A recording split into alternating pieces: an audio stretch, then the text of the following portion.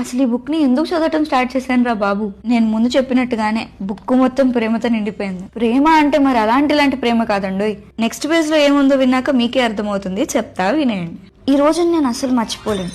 తొలిసారి మీ చెంత కొన్ని నిమిషాలు, ఆ నిమిషాలు క్షణాల్లాగా గడిచిపోతుంటే కాలం మీద కోపం వచ్చింది. ఇది ఇలా ఉంటే ఆ క్షణం నాలో కలిగిన భావాలు. నా చుట్టూ ఎంతమంది ఉన్నా మీ గొంతు, నా గుండె చప్పుడు తప్ప ఇంకేం వినిపించలేదు. మీతో ఉన్నంతసేపు నా మాట మౌనంగా మారి మీ మాటనే మంత్రంగా వింటున్నా.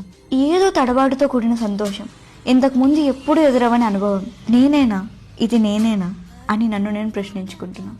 సీరియస్లీ మనలో ఉన్న ఫీలింగ్స్ని ఇంత మంచిగా ఎక్స్ప్రెస్ చేయొచ్చా?